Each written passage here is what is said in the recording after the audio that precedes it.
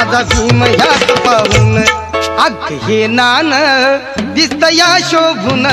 बाबासाहेबांच्या फोटून अग हे नान